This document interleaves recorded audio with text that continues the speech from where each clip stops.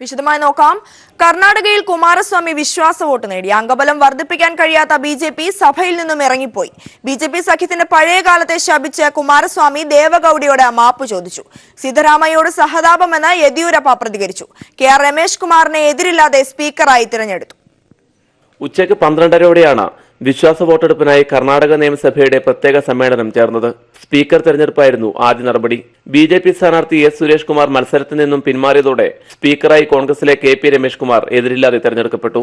പിന്നീട് കുമാരസ്വാമി വിശ്വാസ പ്രമേയം അവതരിപ്പിച്ചു. ദേവഗൌഡയെ ദുഃഖിപ്പിച്ച് നേരത്തെ ബി.ജെ.പിയുമായി കൂട്ടുകൂടിയതിന് കുമാരസ്വാമി മാപ്പ് ചോദിച്ചു. ഇനി അത്തരമൊരു കൂട്ടുകെട്ടുണ്ടാകില്ലെന്നും കുമാരസ്വാമി വ്യക്തമാക്കി. തുടർന്ന് സംസാരിച്ച പ്രതിപക്ഷ നേതാവ് യെദ്യൂരപ്പ കുമാരസ്വാമി വിശ്വസിക്കാൻ പറ്റാത്ത ചതിയനാണെന്ന് പറഞ്ഞു. കോൺഗ്രസ് ജെ.ഡി.എസ് ക്യാമ്പിലുള്ള ചില എം.എൽ.എമാർ ബി.ജെ.പിക്ക് പിന്തുണ അറിയിച്ചിട്ടുണ്ടെന്നും യെദ്യൂരപ്പ വ്യക്തമാക്കി. യെദ്യൂരപ്പയുടെ പ്രസംഗത്തിന് ശേഷം വിശ്വാസ വോട്ടെടുപ്പ് ബഹിഷ്കരിച്ച് ബി.ജെ.പി സഭയിൽ നിന്നും ഇറങ്ങിപ്പോയി. തുടർന്ന് ഭരണപക്ഷം ശബ്ദ വോട്ടോടെ വിശ്വാസ പ്രമേയം പാസാക്കി. ഭൂരിപക്ഷം ലഭിക്കില്ല എന്ന് ഉറപ്പായതോടെയാണ് വിശ്വാസ വോട്ടെടുപ്പ് ബഹിഷ്കരിക്കാൻ ബി.ജെ.പി തീരുമാനിച്ചത്. എം.എൽ.എമാരെ ചാക്കിലാക്കാൻ ബി.ജെ.പി നേതൃത്വം ഇനിയും ശ്രമിക്കുമെന്നതിനാൽ കോൺഗ്രസ് ജെ.ഡി.എസ് നേതാക്കൾ ജാഗ്രതയിലാണ്. ബംഗളൂരുവിൽ നിന്നും ക്യാമറമാൻ ഇക്ബാൽ വട്ടംകുളത്തിനൊപ്പം പി.വി. കുട്ടൻ. കോട്ടയത്ത് നിപ്പ ബാധിതരില്ലെന്ന സ്ഥിരീകരണം. നിരീക്ഷണത്തിലായിരുന്ന 3 പേർക്കും നിപ്പ ഇല്ലെന്ന റിപ്പോർട്ട്. മണിപ്പാലിലെ ലാബിൽ നിന്നുള്ള പരിശോധനാ ഫലത്തിലാണ് സ്ഥിരീകരണം.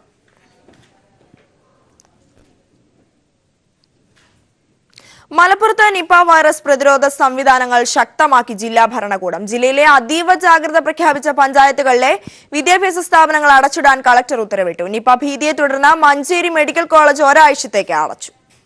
മൂർക്കനാട്, തെന്നല, മുന്നിയൂർ, തേഞ്ഞിപ്പലം പഞ്ചായത്തുകളിലെ വിദ്യാഭ്യാസ സ്ഥാപനങ്ങൾ, അംഗനവാടികൾ, കോച്ചിംഗ് സെന്ററുകൾ എന്നിവ അടച്ചിടണമെന്നാണ് കലക്ടർ ഉത്തരവിട്ടത്. അറിയിപ്പുണ്ടാവുന്നതുവരെ തുറക്കരുതെന്നാണ് നിർദ്ദേശം. ഇതിനകം രോഗം സ്ഥിരീകരിച്ചിരുന്നവരുമായി ഇടപഴകിയവരെ കണ്ടെത്തി രോഗലക്ഷണങ്ങൾ ഉണ്ടോയെന്ന് നിരീക്ഷിക്കുകയാണ് ആരോഗ്യവകുപ്പ്. ഇതിനായി പ്രത്യേക സംഘം ഈ മേഖലയിൽ പ്രവർത്തിച്ചു തുടങ്ങി. ജില്ലാ മെഡിക്കൽ ഓഫീസിൽ പ്രത്യേക കൺട്രോൾ റൂം പ്രവർത്തനമാരംഭിച്ചിട്ടുണ്ട്. മഞ്ചേരി മെഡിക്കൽ കോളേജ് ആശുപത്രിയിൽ നിപ ബാധിതർക്ക് ചികിത്സ നൽകുവാൻ പ്രത്യേക വാർഡ് ക്രമീകരിച്ചിട്ടുണ്ട്. അതേസമയം മഞ്ചേരി മെഡിക്കൽ കോളേജ് ഒരാഴ്ചത്തേക്ക് അടച്ചിട്ടു. വിദ്യാർത്ഥികൾക്ക് പ്രത്യേക ഹോസ്റ്റൽ സൌകര്യമില്ലാത്തതിനാൽ ആശുപത്രി കെട്ടിടത്തിലാണ് ഇവർ താമസിച്ചിരുന്നത്. ഇവരിലേക്ക് രോഗമെത്താമെന്ന ഭീതിയിലാണ് കോളേജ് അടച്ചത്. ജില്ലയിലെ ആരോഗ്യ ജീവനക്കാർക്കുള്ള മാസ്കുകൾ, ഗൌണുകൾ, കയ്യുറകൾ തുടങ്ങിയവ ജില്ലാ ആരോഗ്യവകുപ്പ് പ്രാഥമികാരോഗ്യ കേന്ദ്രങ്ങളിലും മറ്റു സർക്കാർ ആശുപത്രികളിലും എത്തിച്ചിട്ടുണ്ട്. News bureau, Malappuram. നിപ ഒറ്റക്കെട്ടായി മുന്നോട്ടു പോകാൻ കോഴിക്കോട് ചേർന്ന സർവകക്ഷി യോഗം തീരുമാനിച്ചു. സർക്കാരിന്റെ പ്രവർത്തനങ്ങളെ യോഗം അഭിനന്ദിച്ചതായും ആരോഗ്യമന്ത്രി കെ ശൈലജ. നിപയ്ക്കുള്ള മരുന്ന് കണ്ടെത്താനുള്ള ശ്രമം WHO സഹകരിച്ച് സംസ്ഥാനത്ത് നടത്തുമെന്നും രോഗം നിയന്ത്രണ വിധേയമെന്നും ആരോഗ്യമന്ത്രി പറഞ്ഞു. രോഗം വന്നിട്ട് പോസിറ്റീവായിട്ടുള്ള ആളുകളുടെ ചികിത്സയെക്കുറിച്ചും ഞങ്ങൾ ആലോചിച്ചിട്ടുണ്ട്. അത് ഞാൻ രണ്ടാമതായിട്ട് പറയാം. പിന്നെ ഇതിൽ ഇപ്പോൾ കാണുന്നൊരു പുരോഗതി, ഇന്നലെയും ഇന്നുമായിട്ട് പരിശോധനക്കയച്ച സാമ്പിളുകൾ, അതായത് രോഗലക്ഷണങ്ങൾ പ്രകടിപ്പിച്ചിട്ടുള്ള ആളുകളിൽ നിന്ന് പരിശോധനക്കയച്ചിട്ടുള്ള സാമ്പിളുകളിൽ മഹാഭൂരിപക്ഷവും ഒന്നൊഴികെ ബാക്കി, ഇന്നലെ ഇന്നും കൊടുത്തതിൽ ഒന്നൊഴികെ ബാക്കി എല്ലാം നെഗറ്റീവായിരുന്നു എന്നുള്ളതാണ്. ഒന്നാണെങ്കിൽ നേരത്തെ അതിതീവ്ര പരിചരണത്തിൽ നമ്മളിപ്പോൾ പറഞ്ഞ 3 പേരുടെ കൂട്ടത്തിൽ നിർത്തിയിട്ടുള്ള ആൾ തന്നെയാണ് പോസിറ്റീവായിട്ട് വന്നത്. ഇന്നലെ കൊടുത്ത 21 സാമ്പിളുകളും നെഗറ്റീവായിരുന്നു എന്നുള്ളതാണ്. ഈ വാർത്തയുടെ കൂടുതൽ വിശദാംശങ്ങളുമായി AK ലതീഷ് ചേരുന്നു. ലതീഷ്, സർവകക്ഷി യോഗത്തിന് ശേഷം നടത്തിയ വാർത്താ സമ്മേളനത്തിൽ ആരോഗ്യമന്ത്രി വിവിധ നിർദ്ദേശങ്ങൾ മുന്നോട്ട് വെച്ചിരുന്നു. അവ എന്തൊക്കെയാണ്? നിപ പ്രതിരോധ പ്രവർത്തനം വിലയിരുത്താൻ കോഴിക്കോട് ചേർന്ന സർവകക്ഷി യോഗം ഭീതി പരത്താതെ ഒറ്റക്കെട്ടായി മുന്നോട്ട് പോകാനുള്ള ആഹ്വാനമാണ് മുന്നോട്ട് വെക്കുന്നത്. സർക്കാരിന്റെ പ്രവർത്തനങ്ങളെ അഭിനന്ദിച്ച യോഗം തുടർ പ്രവർത്തനങ്ങളിൽ സഹകരിക്കുമെന്ന ഉറപ്പും നൽകിയിട്ടുണ്ട്. ഓസ്ട്രേലിയയിൽ പരീക്ഷിച്ച 50 ഡോസ് മരുന്ന് കേരളത്തിൽ എത്തിച്ചതായി മന്ത്രി കെ ശൈലജ യോഗത്തെ അറിയിച്ചു. WHO സഹകരിച്ച് നിപയ്ക്കുള്ള മരുന്ന് കണ്ടെത്താനുള്ള ശ്രമം സംസ്ഥാനത്ത് തന്നെ ആരംഭിക്കാനുള്ള ഒരു നീക്കവും ഗവൺമെന്റിന്റെ ഭാഗത്തുനിന്ന് ഉണ്ടായിട്ടുണ്ട് എന്നുള്ള കാര്യവും മന്ത്രി വാർത്താ സമ്മേളനത്തിൽ വ്യക്തമാക്കുകയുണ്ടായി. മാസ്കുകൾ കൂടുതലായി ആശുപത്രിയിൽ എത്തിക്കും. വ്യാഴാഴ്ച അയച്ച 21 സാമ്പിൾ എല്ലാം നെഗറ്റീവാണെന്നും മന്ത്രി വ്യക്തമാക്കി. ഇതിൽ നിന്നും രോഗം നിയന്ത്രണ വിധേയമാകുന്നു എന്നുള്ള ഒരു നിലയിലേക്ക് ഒരു പോസിറ്റീവായിട്ടുള്ള കാര്യമാണ് വരുന്നത് എന്ന കാര്യവും കൂടി മന്ത്രി വ്യക്തമാക്കുകയുണ്ടായി. മന്ത്രിമാരായ TP രാമകൃഷ്ണൻ, AK ശശീന്ദ്രൻ, കോഴിക്കോട് ജില്ലയിൽ നിന്നുള്ള MP-മാർ, MLA-മാർ, വിവിധ രാഷ്ട്രീയ പാർട്ടി നേതാക്കൾ എന്നിവർ യോഗത്തിൽ പങ്കെടുത്തു. തുടർന്ന് തദ്ദേശ സ്ഥാപന അധ്യക്ഷന്മാരുടെ യോഗവും ആരോഗ്യമന്ത്രിയുടെ അധ്യക്ഷതയിൽ കോഴിക്കോട് ചേർന്നിരുന്നു.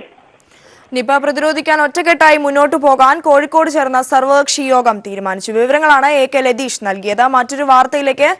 സംസ്ഥാനത്ത് തിങ്കളാഴ്ച വരെ അതിശക്തമായ മഴയ്ക്ക് സാധ്യതയെന്ന് കാലാവസ്ഥാ നിരീക്ഷണ കേന്ദ്രത്തിന്റെ അപൂർവ മുന്നറിയിപ്പ്. എല്ലാ ജില്ലാ കളക്ടർമാർക്കും മുൻകരുതൽ നടപടി സ്വീകരിക്കാൻ ദുരന്ത നിവാരണ അതോറിറ്റി നിർദ്ദേശം നൽകി. മത്സ്യത്തൊഴിലാളികൾ ഈ മാസം 30 വരെ കടലിൽ പോകരുതെന്നും മുന്നറിയിപ്പുണ്ട്. തെക്ക് പടിഞ്ഞാറൻ കാലവർഷം കേരളത്തിനെത്തുന്നതിന് മുന്നോടിയായിട്ടാണ് സംസ്ഥാനത്ത് മഴ തീവ്രമാകുന്നത്.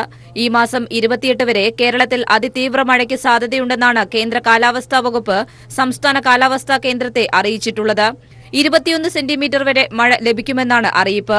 ആദ്യഘട്ടത്തിൽ ശക്തമായ മഴയും തുടർന്ന് അതിശക്തമായ മഴയ്ക്കുമാണ് സാധ്യത. മുന്നറിയിപ്പിന്റെ അടിസ്ഥാനത്തിൽ സംസ്ഥാന ദുരന്ത നിവാരണ അതോറിറ്റി എല്ലാ ജില്ലാ കളക്ടർമാർക്കും മുൻകരുതൽ നടപടി സ്വീകരിക്കാൻ നിർദ്ദേശം നൽകി.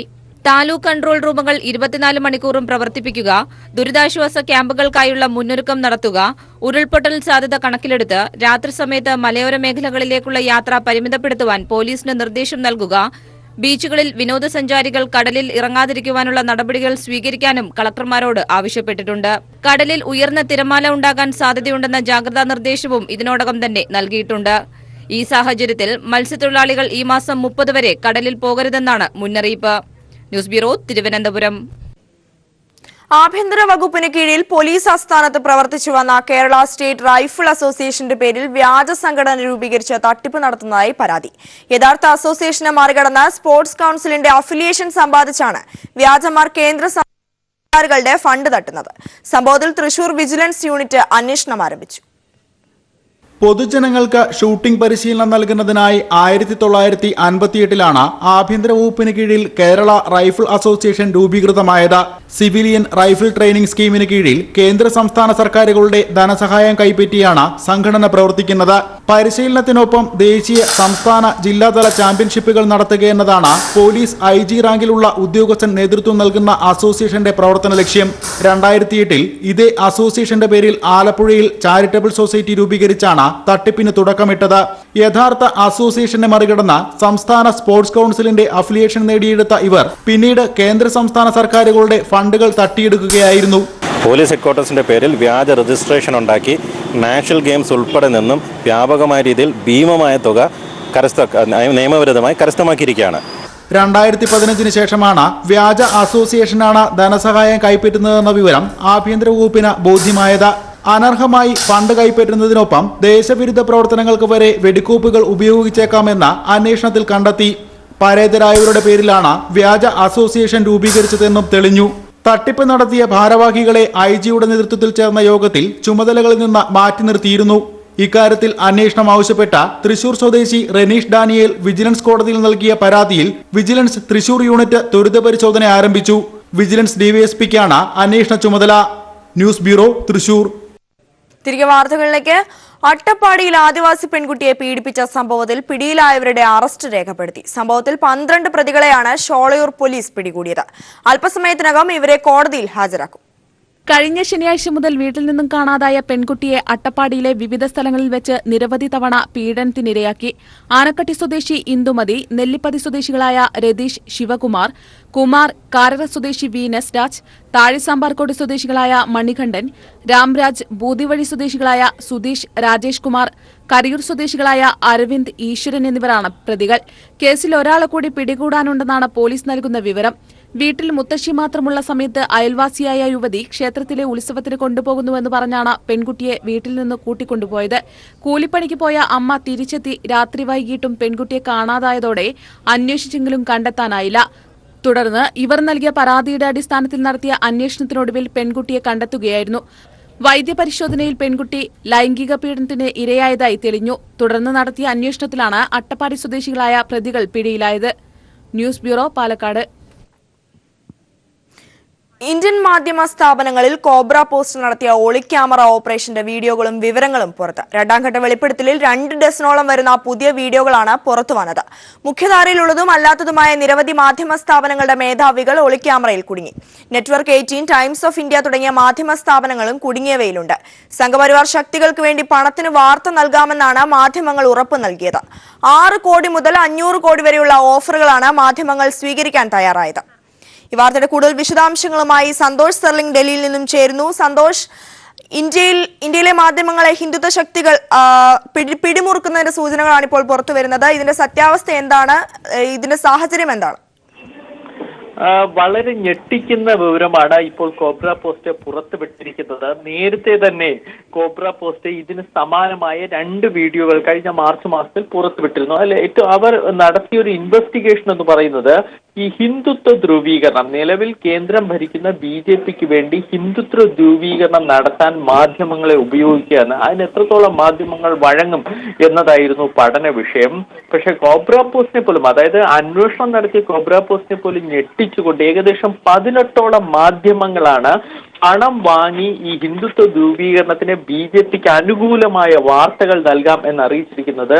ആ മാധ്യമങ്ങളെ ശ്രദ്ധിക്കണം. ടൈംസ് ഓഫ് ഇന്ത്യയുടെ വിനീത് ജെയിനാണ് ഈ കോബ്ര പോസ്റ്റിന്റെ മാധ്യമ പ്രവർത്തകനുമായി ഇത് സമ്മതിച്ചുകൊണ്ട് സംസാരിക്കുന്നത്. അതായത് മുതലാളി തന്നെയാണ്. ഇതിന്റെ വീഡിയോ ദൃശ്യങ്ങൾ ഇവർ പുറത്തുവിട്ടിട്ടുണ്ട്. രണ്ടാമത്തെ India Today, Hindustan Times, Zee News, Network 80, News 80 എന്ന് പറഞ്ഞ നെറ്റ്വർക്ക് 80, കൂടെ Dainik Jagran, Radio 1, Red FM, Lokmat, ABN Andhra Jyothi, TV5, Dinamalar തമിഴ്നാട്ടിൽ നിന്നുള്ള ചാനലാണ്, Big FM, K News, India Voice, പിന്നെ ന്യൂ ഇന്ത്യൻ എക്സ്പ്രസും വിവരിച്ച New Indian Express, MVTV, Open Magazine തുടങ്ങിയവരാണ് ഹിന്ദുത്വ ധ്രുവീകരണം BJPക്ക് അനുകൂലമാക്കിക്കൊണ്ട് അത്തരത്തിലുള്ള വാർത്തകൾ നൽകാം എന്ന് ഉറപ്പ് നൽകിയിരിക്കുന്നത്. കോബ്ര പോസ്റ്റിന്റെ മാധ്യമപ്രവർത്തകനായ പുഷ്പ ശർമ്മയാണ് ഇവരുടെ എല്ലാവരുടെയും മുതലാളിമാരെ സമീപിച്ചത്. 6 കോടി മുതൽ 500 കോടി രൂപ വരെ വാർത്തയ്ക്ക് നൽകാൻ തയ്യാറാണെന്ന് അറിയിച്ചു.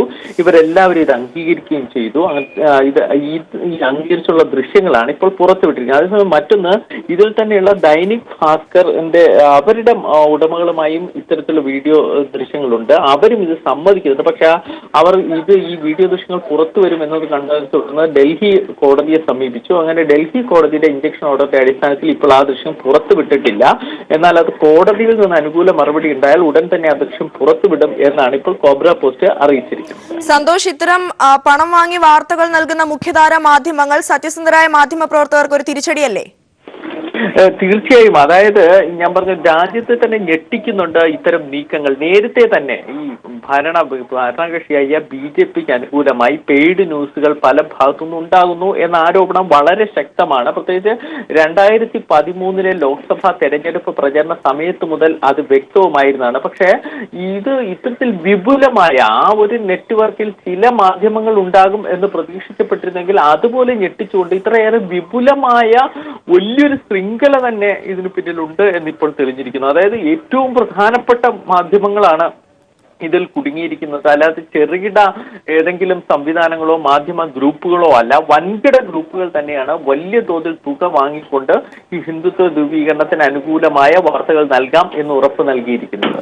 സന്തോഷ്, ഇത്തരം കോർപ്പറേറ്റ് മീഡിയകൾക്കെതിരെ സർക്കാരിന് എന്ത് നടപടിയാണ് സ്വീകരിക്കാനാവുക?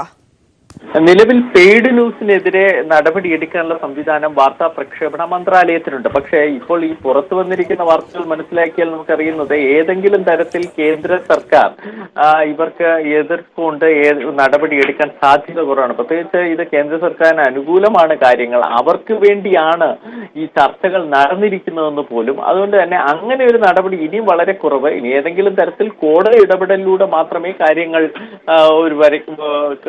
പ്രതീക്ഷയ്ക്ക് വകയുള്ളൂ. കോബ്ര പോസ്റ്റ് നടത്തിയ ഒളിക്യാമറ ഓപ്പറേഷന്റെ വീഡിയോകളും വിവരങ്ങളും പുറത്ത്. 2ാം ഘട്ട വെളിപ്പെടുത്തലിൽ 2 ഡസനോളം വരുന്ന പുതിയ വീഡിയോകളാണ് പുറത്തു വന്നത്.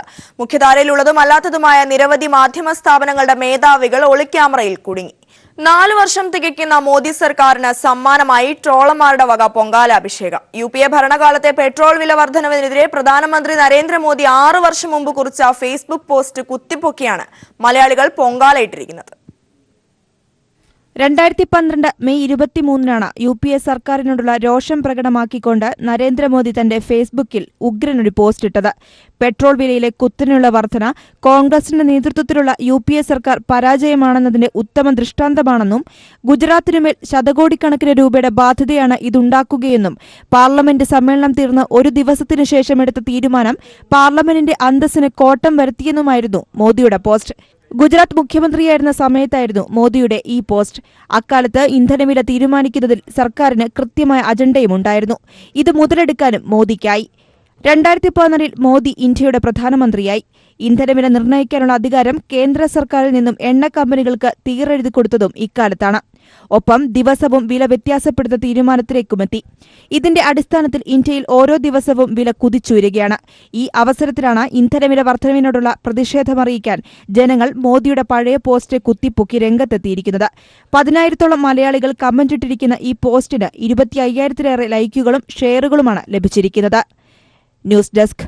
നോമ്പുതുറ വിഭവങ്ങളെല്ലാം ഇക്കാലത്ത് റെഡിമെയ്ഡാണ്. റെഡിമെയ്ഡ് പലഹാരങ്ങൾക്ക് ആവശ്യക്കാരേറിയതോടെ നിർമ്മാണ യൂണിറ്റുകൾ സജീവമായി. ഇടുക്കി ബ്യൂറോയുടെ റിപ്പോർട്ടിലേക്ക്.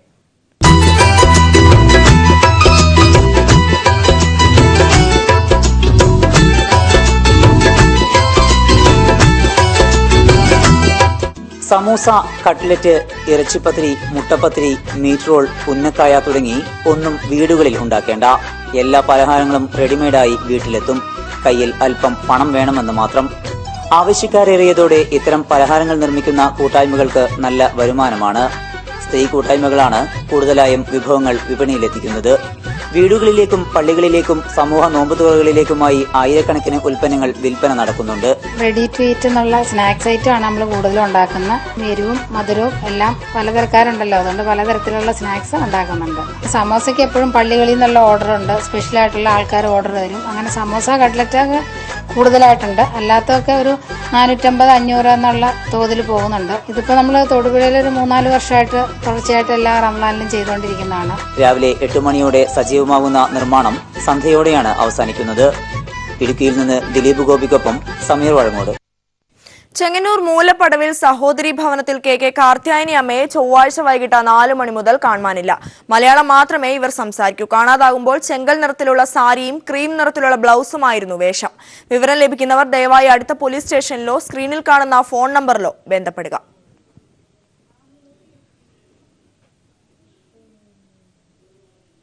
മോദി സർക്കാരിനെതിരെ കടുത്ത ജനവികാരമെന്ന് ABP ന്യൂസ് സർവേ. 2019 തെരഞ്ഞെടുപ്പിൽ കനത്ത തിരിച്ചടിയുണ്ടാകുമെന്നും സർവേ.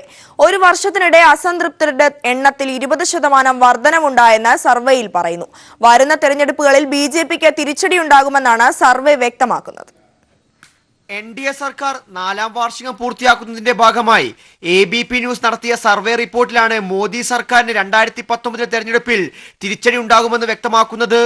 കഴിഞ്ഞ ലോക്സഭാ തെരഞ്ഞെടുപ്പിൽ നേടിയ 336 സീറ്റ് 2019 274 കുറയുമെന്നാണ് കണക്കുകൾ. നിലവിൽ UPA സർക്കാർ 164 സീറ്റും മറ്റുള്ളവർ 105 സീറ്റും നേടുമെന്നാണ് സർവേ റിപ്പോർട്ട്. തൊഴിലില്ലായ്മ, വിലവർദ്ധനവ്, നോട്ട് നിരോധനം, GST, ദളിതർക്കും ന്യൂനപക്ഷങ്ങൾക്കും നേരെയുള്ള അക്രമങ്ങൾ എന്നീ കാര്യങ്ങളെ അടിസ്ഥാനമാക്കിയാണ് സർവേ സംഘടിപ്പിച്ചത്. BJPയുടെ വോട്ട് ബാങ്കായ ഹിന്ദു സമുദായക്കാർക്കിടയിൽ ഭൂരിപക്ഷം പേർക്ക് സർക്കാർ വിരുദ്ധ മനോഭാവം വന്നിരിക്കുന്നു. ന്യൂനപക്ഷങ്ങൾക്കിടയിലും ഇത് പ്രകടമാണ്. പ്രത്യേകിച്ചും മുസ്ലിം സമുദായക്കാർക്കിടയിലാണെന്നാണ് റിപ്പോർട്ട്. 2017 മെയ് മാസത്തിൽ NDA സർക്കാരിനെതിരെയുള്ള അതൃപ്തി 27%. എന്നാൽ 2018 അത് 47% വർദ്ധിച്ചു. അതായത് ഒരു വർഷത്തിനിടെ NDAക്കെതിരെയുള്ള അതൃപ്തിയിൽ 20% വർധനവുണ്ടായി. 2019 മോദിയെ പ്രധാനമന്ത്രിയെ നിർദ്ദേശിക്കുന്നത് 34%, രാഹുൽ ഗാന്ധിയെ നിർദ്ദേശിക്കുന്നവർ 24%. 2018 ജനുവരിയിൽ മോദിയും രാഹുലും തമ്മിലുള്ള ജനപ്രീതിയിൽ 17% അന്തരമുണ്ടായിരുന്നു. അതിപ്പോൾ 10%-ആയി കുറഞ്ഞിരിക്കുന്നു.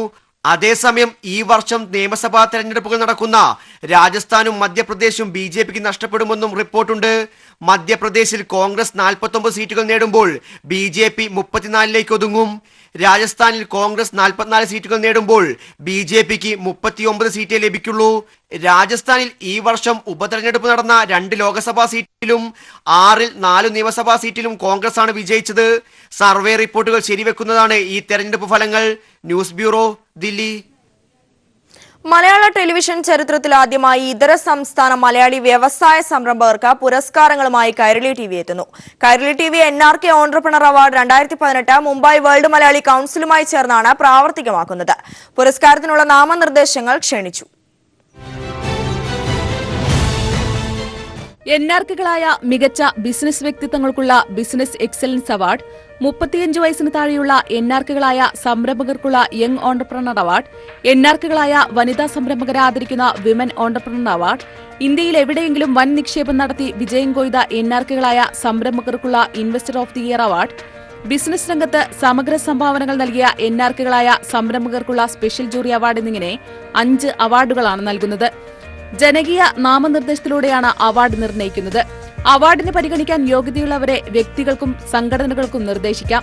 പേര്, വിലാസം, അവാർഡിന് നിർദ്ദേശിക്കാനുള്ള കാരണങ്ങൾ എന്നിവ ഉൾക്കൊള്ളിച്ച് എൻട്രികൾ nrkawards@kairalitv.in എന്ന വിലാസത്തിൽ ഈ മാസം 31 മുൻപായി അയയ്ക്കുക.